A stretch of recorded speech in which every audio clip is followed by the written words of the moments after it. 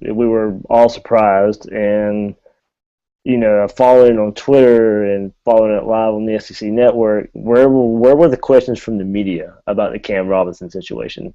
We didn't get it. We had to wait until he joined the set on SEC network, and the guys, the host and Paul Feinbaum, and I think it was Dari Noka who was hosting at the time, they were all tweeting, how can nobody ask about this situation?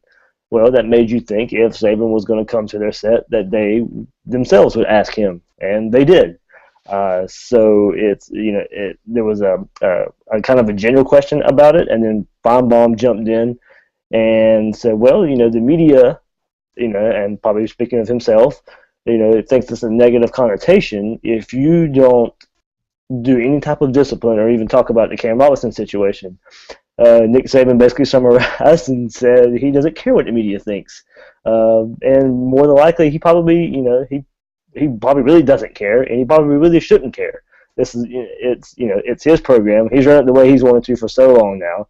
He's owning up to how he thinks, and what he thinks is right. He says they'll handle the discipline. He hasn't said if it will be a suspension or anything on those legs, but he's probably right in not caring what the media thinks and him handling it the way he wants to handle it. But we can't be naive and think that these players were arrested. We can't. They're not, more than likely they're not going to be arrested just for no reason. And what we heard is they were smoking marijuana in a car and there happened to be a gun in the car.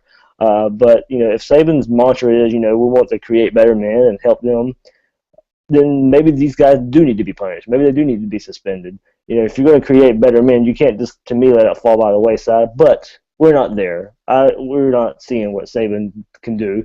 Most people want a suspension because that's just the first thing we go with when the player gets in trouble. But from what we've heard, and if everything we've heard is true about the marijuana and the gun and stuff, yes, he should be suspended.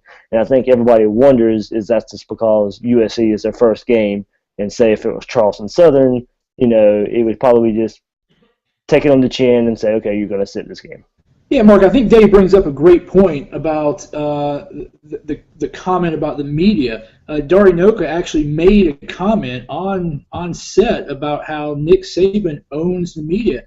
And Feinbaum made the comment that the media was almost didn't want to ask Saban about the Cam Robinson situation. If you look at his comments, just like in years past with the satellite camps and the pace of play, the no-huddle offenses, what Nick Saban does at media days is he'll kind of prepare his defense in his comments without mentioning the topic, and then he waits for the question, and then he addresses the topic. He's done it 2 or 3 years with those 2 previous issues. He did that today. He talked about helping the student athletes and helping the young men get better and make better decisions. He had his whole defense laid out, and then none of the assembled media asking the question. What I was most surprised about is when he went on set and Feinbaum finally asked the question, he got really defensive. He almost refused to answer any more questions on the set. He basically said, let's move to the next topic, and they did. But I actually thought it was very good that Feinbaum pressed the topic. And like Dave said, Saban basically said, hey, we're going to handle it internally, and I don't have to answer to anybody. The problem that creates, and the problem created by the SEC media not asking the hard questions, and we'll go back. Dan Mullen was only asked 2 hard questions. I thought Butch Jones handled the lawsuit question well, but he was only asked 1 or 2 questions about the lawsuit. The previous coaches, not a lot of hard questions have been asked here in the SEC media days. And the problem with Saban's reluctance to answer and Mullen's deflection and the SEC media refusing to ask the hard questions is that plays into the narrative that the rest of the nation has, that the SEC is more interested about winning on the field than the actual development of student athletes, and it plays into the suggestion that the local media kind of are biased to their hometown teams. When you look at voting for Heisman's, when you look at top 25 voting, people always complain about the top 25 preseason polls being heavily SEC. Well, when you look at media days, and none of these media guys ask about Saban and the Cam Robinson situation, those are the same guys that vote in the top 25 preseason polls. That's what feeds into the anti-SEC narrative right there. That's the problem I have with it. Well, I think there's a few things that work into that. I worked in local media for almost 10 years, and in the SEC covering Ole Miss, Mississippi State, and Alabama. David as well, working in a local market. You need those coaches, and you need the cooperation of the coaches to do the best job that you can possible to cover those teams. So I think there's an intimidation factor because you want to stay on good footing with those coaches, and maybe you're a little sensitive regardless of even playing that business angle of it. Just you don't want to be disliked.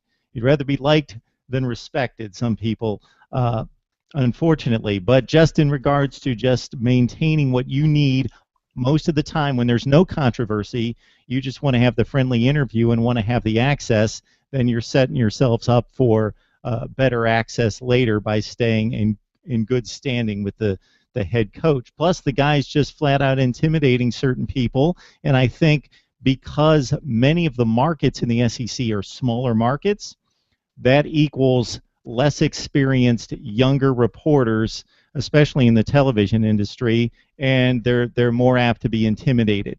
I certainly covered a number of NCAA investigations and violations. They happened everywhere I was within a 6-year span at Alabama with football and basketball, Mississippi State football and basketball, Ole Miss with football, almost getting the death penalty while I was there. And it was a great learning experience because I had to learn to eventually you're going to be respected by asking difficult questions. You're not a jerk. You're not on a witch hunt, but you have to ask those questions, and if they're not answered properly, then you have to rephrase it or at least try to hold the head coach or the person accountable. Then if they refuse to answer, at least you're on record to say, hey, I asked the question, and even maybe possibly make a statement within that to say, Coach, this doesn't look good. This is a major issue. You need to make a statement here. Mark, I'm going to push back to you on two things. One, kind of bookending on what you were talking about the question. You can ask questions in a non-threatening way. The two single biggest storylines from the Alabama offseason have been the quarterback competition and Cam Robinson. The name Cam Robinson was never brought up either during Saban's prepared remarks or during question session of Nick Saban. The name Cam Robinson was never mentioned.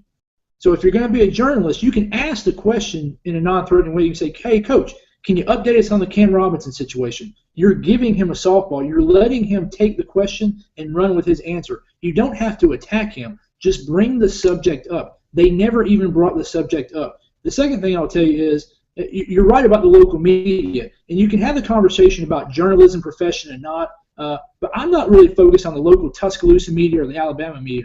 There are people there from Knoxville. There was a Knoxville reporter from an established newspaper in Knoxville that asked him about O.J. Howard. That didn't happen 20 years ago. A Knoxville guy 20 years ago would have asked him directly about Cam Robinson. Did you not suspend him because you're playing USC in the first game? That would have been the question 20 years ago. There were people there from Orlando. There were people there from Kansas City. Major market news outlets from major markets in the United States, and not a single person pressed or even asked him in an open-ended softball fashion about Cam Robinson. The name was never uttered during his prepared remarks or the questions today. That's the two things I'd push back on you. And yeah, Mike, I'll jump in on that. I've even heard from some people who were there who said it even looked like it was pretty controlled on who they let ask questions to Saban, and it looked different from when other coaches were there. So I don't know how, I wasn't there on the floor. I don't know how true that is, but it's something we all can believe. And we even had a conversation on Twitter with some of our followers. Joey V, he goes, let's keep it real. Saban is above the media's questions. Only questions he gets are softballs. And then Judah, another one of our followers, he jumps. There's a long conversation here. Feinbaum was asking really pointed ones today that broke rank. And Joey responded, broke rank. There is no rank. Saban gets the pass and no other coaches get. So, this is the reputation that the media, when they get to talk to Saban or talk to Alabama, that this is, through, fans, through media, this is what is out there. Like, it seems like the media has a reputation of being scared of Saban, and like Mark said, some local media, and I agree with you about other local media outlets that outside of Tuscaloosa, that maybe they should have been the ones that asked that question. So it is, the reputation is standing there that that he really does own the media. Even before the ESPN remark came out, it was kind of off the cuff when they said he owns the media. Well, you know what? Even before ESPN said that, that's the reputation that follows Saban in the media. And maybe he's the one guy in college football and in college athletics right now when Feinbaum makes the comment that you don't look good. This doesn't look good. It doesn't look like you're making the right decision. He didn't phrase it that way, but then Saban retorts, as David pointed out, I don't care what you think. I don't care what the media thinks, and he probably doesn't. And that would be something that other collegiate coaches couldn't get away with, even at major programs, just to flat out make that statement. But when you win enough, then you can get away with saying that. And people all over the country, I think, if we would look through some of the major outlets, are going to be taking shots at Nick Saban. Some will be taking shots at Nick Saban, but these guys get paid for wins and losses and winning championships, and even if the criticism's only going to be so heavy and hot if you continue to win. David, I'd be interested. Was it the same way at the end of Urban Meyer's tenure at Florida? Well, Mikey, it's very funny you brought it in. As soon as Mark said that about how, when you wins and losses count for a lot of things, it's when Urban Meyer came to Florida, and when I started working at the TV station I work at in Jacksonville before that, it was pretty much open access to Florida, and being able to get the interviews you wanted and be able to go to, spring practice and the beginning of fall camp and stuff. Now, don't get me wrong, Urban Meyer's not the only one to do that. It has changed dramatically in the last 10, 15 years. But once he got there, it was like a gate was put up around Gainesville, and it was hard to get interviews. You couldn't go to practice anymore, and that rubbed a lot of the local media the wrong way. It was Access who was just very restricted, but now that kind of seems to be the norm. But I guess that's part of another way where the media, it maybe has looked like the media has folded around these programs, but it's really the programs who started it to begin with. But to my point, yeah. If you're winning SEC championships, let alone national championships, you don't need the media. The media has to cover you. You win so much, they have to cover you. So even if you shut them out, that's not going to stop the local Gainesville and beyond that local area, the Florida media and the local markets to have to talk about Florida football during the sportscast. They have to, regardless of whether they got the immediate access or not. If Florida's competing for a national title or SEC titles, then you still have to talk about them. And the funny thing about that is, Will Muschamp tried to come in, try to do the same thing, didn't have much success, especially after the 4-8 season. Oh, guess what? There was a lot of spring practices open that very next spring after 4-8.